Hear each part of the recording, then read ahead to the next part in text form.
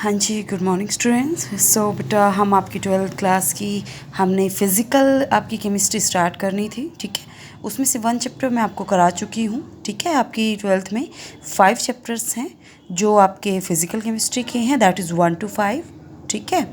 और मैंने आपको सरफेस केमिस्ट्री का जो कंसेप्ट है 5th यूनिट वो मैं आपको करा चुकी थी। Today we have to start with your next unit of physical chemistry, that is chemical kinetics. Okay, अब देखो बहुत इजी यूनिट है, अंडरस्टैंड करके चलोगे तो बहुत आपको इजी लगेगा कंसेप्ट, ठीक है। देखो सबसे फर्स्ट तो आपको मीनिंग ही पता होना चाहिए कि केमिकल काइनेटिक्स का मीनिंग क्या होता है। Kinetics represent kinetic energy means which relates to motion, ठीक है। तो केमिकल काइनेटिक्स जो वर्ड है वो रेफ़र क्या करता है, वो हमें एक तरह से हेल्प करता है to understand the chemical reaction, ठीक है। कि जो कोई भी केमिकल रिएक्शन है, लाइक रिएक्टेंट आपका कन्वर्ट हो रहा है प्रोडक्ट में, तो कितनी स्पीड से हो रहा है, मीन्स मोशन कितना है।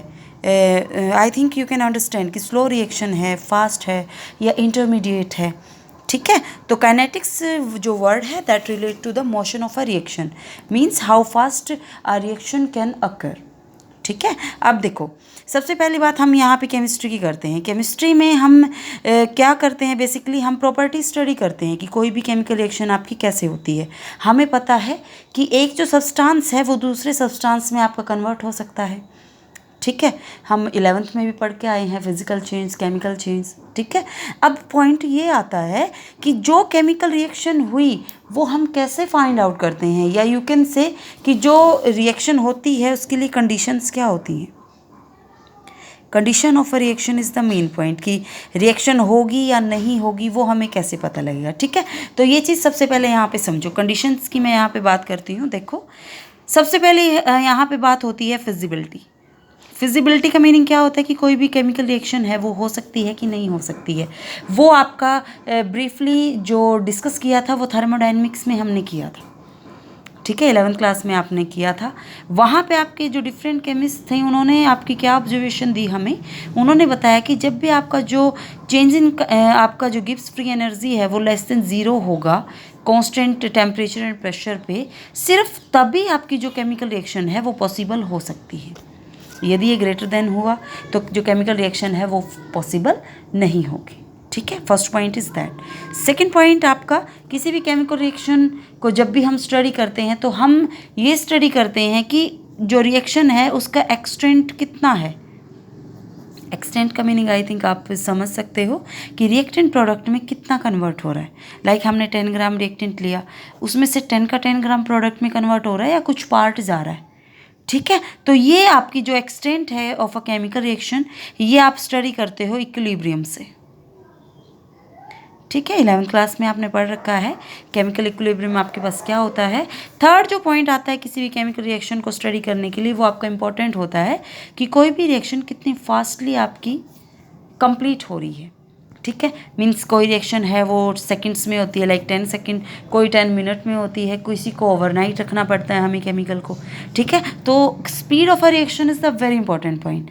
अब यही मेन पॉइंट आता है आपका कि जो स्पीड का कंसेप्ट है। एक एग्जांपल देती हूँ मैं आपको, जैसे आपने कोई भी आपने फूड रखा है, ठीक है। आपके पास क्या होता है कि फूड कुछ टाइम बाद आपका स्पॉइल हो जाता है, तो आपके पास ये पॉइंट आपको पता होना चाहिए कि जो कौन से ऐसे पैरामीटर्स होते हैं जो हमें ये चीज़ बताते हैं कि किसी भी फूड को स्पॉइल होने में कितना टाइम लगेगा, ठीक है। मीन्स जो केमिकल रिएक्शन हुई फूड के अंदर उसको कितना रैपिडली वो आपका स्पॉइल हुआ या कितना आपका स्लोली आपका स्पॉइल हुआ, तो वो सारी की सारी चीज़ें किस में आ जाती है, स्पीड में।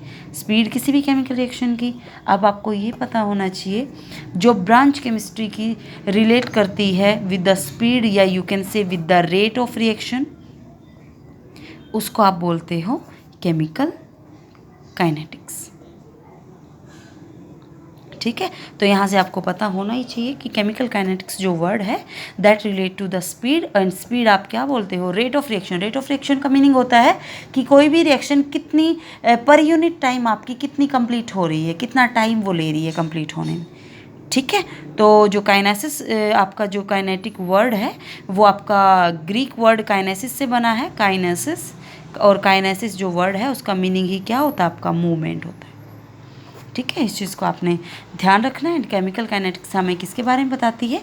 केमिकल काइनेटिक्स आपको बताती है रेट ऑफ रिएक्शन के बारे में। ठीक है, अब देखो जो थर्मोडायनेमिक डाटा है, आप एक एग्जांपल लो कि आपका डायमंड कन्वर्ट हो रहा है ग्रेफाइट में। ठीक है, अब जो थर्मोडायनेमिक डाटा है वो तो आपके पास क्या होता है, वो तो हमें बताता है कि डायमंड आपका ग्रेफाइट में कन्वर्ट हो सकता है।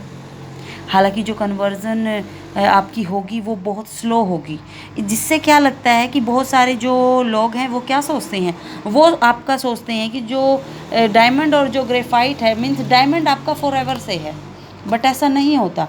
वहाँ भी केमिकल रिएक्शन होती है, डायमंड ग्रेफाइट में कन्वर्ट हो सकता है।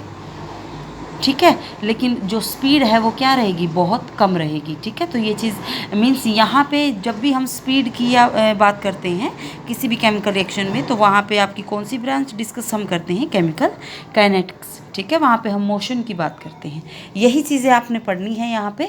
बहुत ईजी सी यूनिट है एंड बहुत सिंपल कंसेप्ट है, तो थोड़ा सा ध्यान से। ये आपका थ्योरेटिकल पोर्शन था जो मैंने आपको अभी बताया है केमिकल काइनेटिक्स का।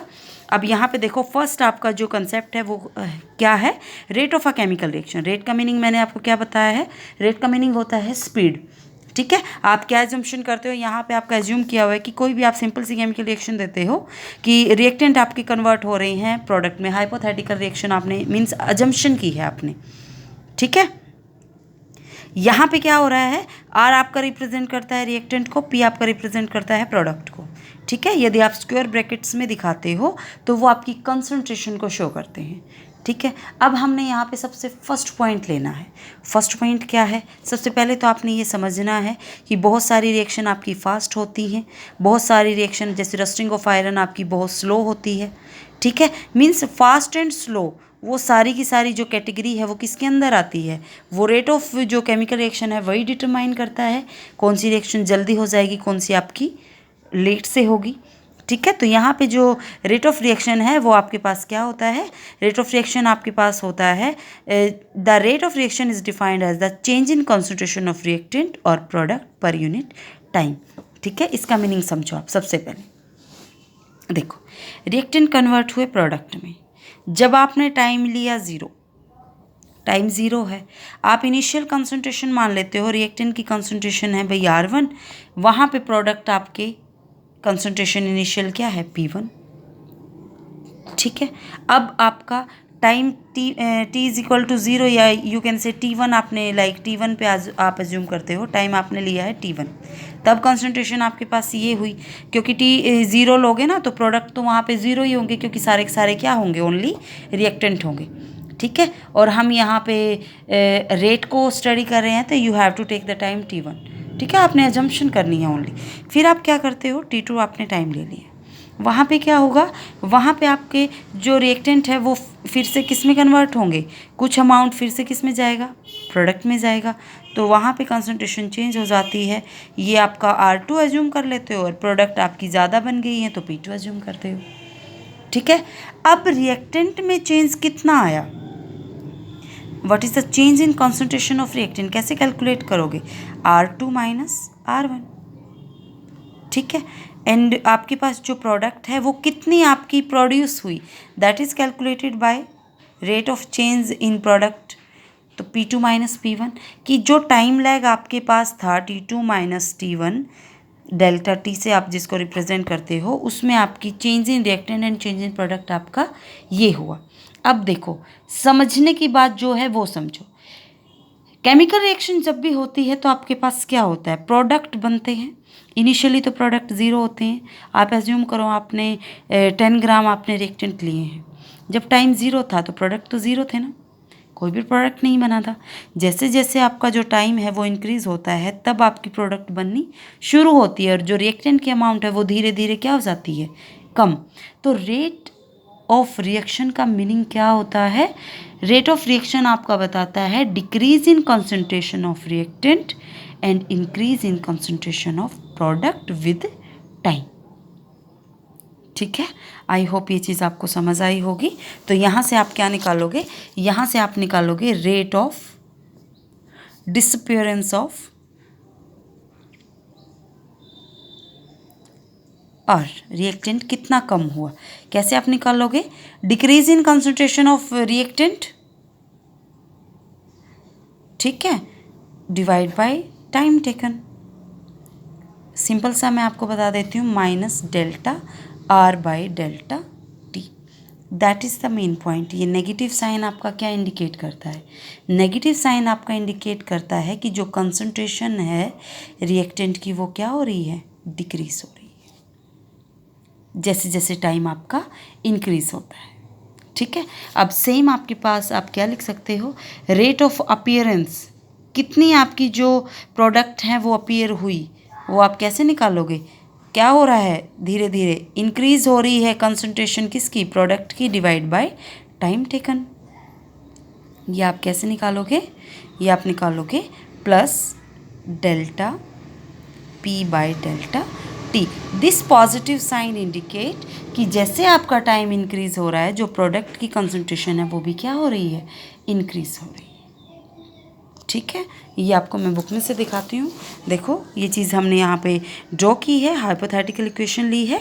इनिशियल आपने टाइम t1 लेके कंसंट्रेशन को एज्यूम किया है r1 p1 and time t2 पे आपका r2 एंड p2। ठीक है, फिर हमने स्क्वायर ब्रैकेट, हमें पता है मोलर कंसंट्रेशन को आपकी डिजिग्नेट करती हैं, यहाँ से डिसअपियरेंस निकाल लिया।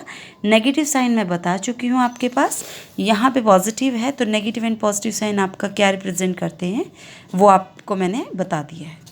ठीक है, अब आप इसका देखो ग्राफ, ग्राफ में देखो आपके पास एक्चुअल में क्या होता है। देखो आपने क्या किया, यहाँ पे आपने कंसंट्रेशन ली, कंसंट्रेशन, यहाँ पे आपने लिया टाइम। जैसे टाइम इंक्रीज हुआ, हम रिएक्टेंट की स्टडी कर रहे हैं, रिएक्टेंट की टाइम यहाँ पे 0 था तो रिएक्टेंट कितने थे, मैक्सिमम, कोई भी प्रोडक्ट नहीं बना था। लेकिन जैसे जैसे आपका जो टाइम है वो इंक्रीज होता है, रिएक्टेंट की कंसंट्रेशन आपके पास क्या होती है, डिक्रीज होती है। ठीक है, तो यहाँ से जो ये स्लोप है ये आपको बताता है एवरेज रेट ऑफ रिएक्शन को, कि टोटल आपकी जब रिएक्शन हुई तो उसमें चेंज कितना आया रिएक्टेंट एंड प्रोडक्ट की कंसंट्रेशन में। इसको आप कैसे निकालोगे, यहाँ पे डेल्टा आर की वैल्यू पुट कर दो। माइनस इंडिकेट क्या कर रहा है वो मैं बता चुकी हूँ। ठीक है, यदि आपको किसी एक पर्टिकुलर इंस्टेंट पे चाहिए, लाइक हमें किसी पर्टिकुलर इंस्टेंट पे चाहिए लाइक दिस, इस थोड़े से टाइम लैग में, तो यहाँ पे स्मॉल चेंज आया, डी आर से आप रिप्रेजेंट कर सकते हो कंसंट्रेशन को। टाइम में भी स्मॉल चेंज आया तो you can represent by D T. तो ये जो रेट ऑफ रिएक्शन है ये इंस्टेंट का होगा, पर्टिकुलर एक मोमेंट पे क्या होगा, minus D R by D T. You know D आप जो रिप्रेजेंट करते हो that is represented for small change. ठीक है, एंड ये आपका क्या हो जाएगा, ये आपका हो जाएगा स्लोप की।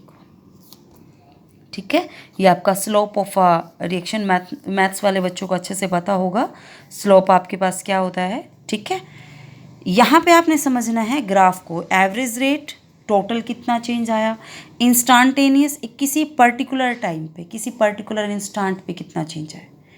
ठीक है, यदि हम सेम ग्राफ ड्रॉ करते हैं प्रोडक्ट के लिए, यहाँ पे आपने कंसंट्रेशन लेनी है प्रोडक्ट की, यहाँ पे आप टाइम लोगे। टाइम जब 0 था तो कोई भी प्रोडक्ट नहीं बनी थी, जैसे जैसे टाइम इंक्रीज़ होता है तो जो प्रोडक्ट की कंसंट्रेशन है वो क्या होती है, इंक्रीज़ होती है। ठीक है, टोटल निकाल लें हम, टोटल आप निकालोगे R A V represent average is equal to delta P by delta T. ठीक है, यदि किसी पर्टिकुलर इंस्टेंट पे आप मेज़र कर रहे हो तो कंसंट्रेशन में स्मॉल चेंज आया डी पी, एंड टाइम में स्मॉल चेंज आया डी टी, तो जिसको आप क्या लिखोगे, R instantaneous is equal to D P by D T is equal to slope. ठीक है, ये चीज़ है जो आपको ग्राफ है जो आपको पता होनी चाहिए, ये बेसिक सी चीज़ें हैं। ठीक है, यहाँ से सिंपल एक ही क्वेश्चन बन सकता है आपका कि what do you mean by rate of reaction. ठीक है। एंड वहाँ से आपको जो यूनिट्स हैं उनका ज़रूर पता होना चाहिए। कई बार न्यूमेरिकल में आपके पास क्या होता है, यूनिट आपके पास मेज़र कर देते हैं, वो आपको ये नहीं बताते कि फर्स्ट ऑर्डर की है सेकंड ऑर्डर की है, ठीक है। वो आप फर्दर देखोगे तो यहाँ पे सबसे पहली चीज़ आपको यूनिट पता होनी चाहिए रेट ऑफ रिएक्शन की। तो हमें पता है कंसंट्रेशन बाय टाइम होता है, तो concentration is represented by mole पर लीटर एंड टाइम इज़ पर सेकेंड, ठीक है। गैस की फॉर्म में आपका जो रेट इक्वेशन है दैट इज़ एटमॉस्फेयर पर सेकेंड, ठीक है। ठीक है बेटा, सो एग्ज़ाम्पल मैं आपको नेक्स्ट वीडियो में कराऊंगी, ठीक है। Thank you.